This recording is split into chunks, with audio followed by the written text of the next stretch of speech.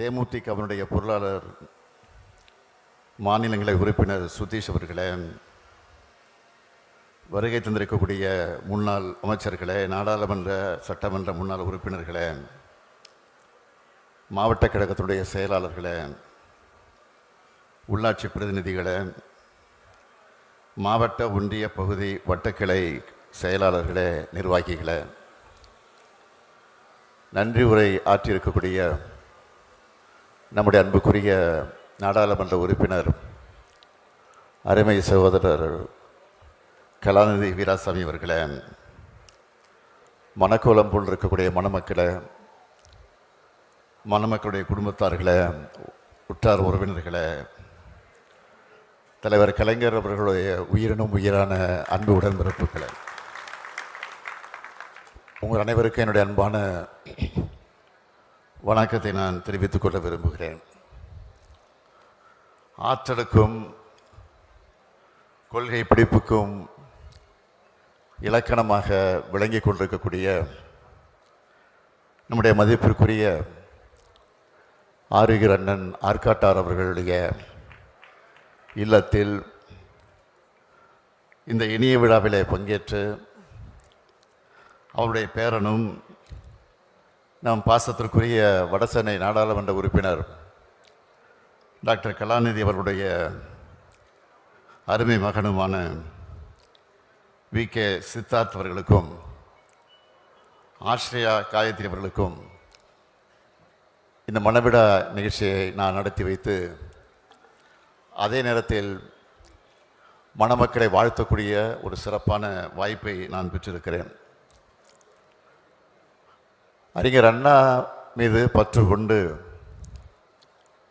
அவரை தொடர்ந்து நம்முடைய தலைவர் கலைஞர் அவர்கள் மீது அன்பு கொண்டு அண்ணன் ஆற்காட்டார் அவர்கள் இந்த இயக்கத்தில் இதனை ஒப்படைத்து கொண்டு இன்றளவும் இந்த இயக்கத்திற்கு விசுவாசமாக, துணையாக, ஆலோசகராக, எங்களை போன்ற இளைஞர்களுக்கு ஒரு வழிகாட்டியாக அண்ணன் ஆற்காட்டார் அவர்கள் விளங்கி கொண்டிருக்கிறார்கள். துவக்க காலத்தில் அண்ணன் ஆற்காட்டார் அவர்கள் மின்துறையில் ஒரு ஊழியராக பணியாற்றி அதற்கு பிறகு அந்த மின்சாரத்துறையினுடைய அமைச்சராக பொறுப்பேற்கக்கூடிய அளவிற்கு உயர்ந்து அவர் இந்த இயக்கத்திற்கு பெருமை சேர்த்திருக்கிறார்கள். புலிக்கு பிறந்தது பூனையாகுமா என்ற அந்த பழமொழிக்கு ஏற்ப அண்ணன் ஆற்காட்டாருடைய அருமை மகன் நம்முடைய டாக்டர் கலாநிதி அவர்கள் இன்றைக்கு அவர் கழகத்துடைய வளர்ச்சிக்கு தலைமை கழகம் என்ன பண்ணியிட்டாலும், கழகம் எந்த உத்தரவு வழங்கினாலும் அதை சிறமேற்கொண்டு பணியாற்றக்கூடிய ஒரு ஆற்றல் மிக்க ஒரு செயல் வீரனாக நம்முடைய கலாநிதி வீராசாமி அவர்கள் விளங்கி கொண்டிருக்கிறார்கள்.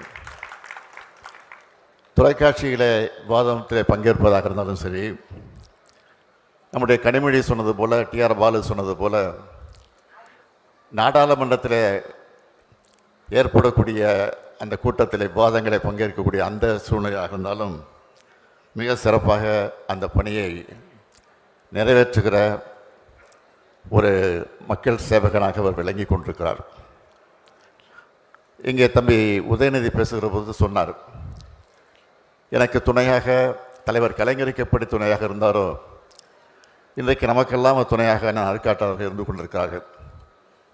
இன்னும் சொல்ல வேண்டும் என்று சொன்னால், எனக்கு ஒரு வருஷம் என்னோடு இருந்து எனக்கு பக்கபலமாக இருந்து அவர் பல அறிவுரைகளை, ஆலோசனைகளை எல்லாம் எனக்கு ஒவ்வொரு நாளும் வழங்கியிருக்கிறார். எங்கே என்று கேட்டால் சிறைச்சாலையில் 1976 நாங்களெல்லாம் கைது செய்யப்பட்டு, நிசா சட்டத்தின் கீழ் கைது செய்யப்பட்டு ஓராண்டு காலம் சிறையில் இருந்தபோது அண்ணன் ஆற்காட்டார் அவர்களும் எங்களோடு இருந்தார்கள்.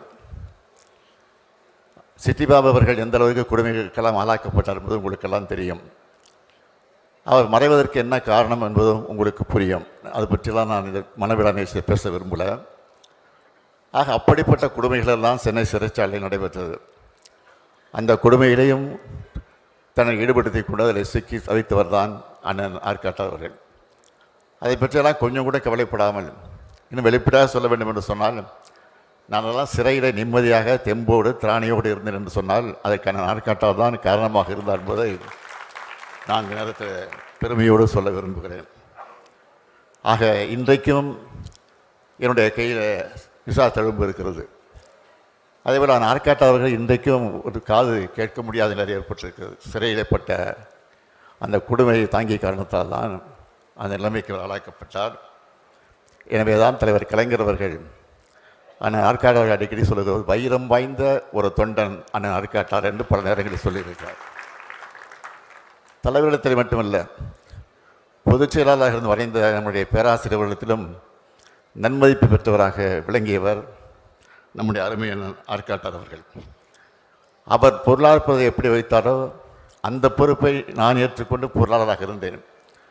அந்த பொருளாதார பதவியிலிருந்து இன்றைக்கு உங்களால் ஏற்றுக்கொண்டிருக்கக்கூடிய ஒரு தலைமை தொண்டனாக இந்த இயக்கத்துடைய தலைமை தொண்டன் சொன்னால் திராவிட முன்னேற்ற கழக தலைவராக இன்றைக்கு நான் பொறுப்பை ஏற்றிருக்கிறேன் என்று சொன்னால் அதெல்லாம் அவருடைய வழிகாட்டி தான் என்பதை நேரத்தில் நான் பெருமையோடு சொல்ல விரும்புகிறேன்.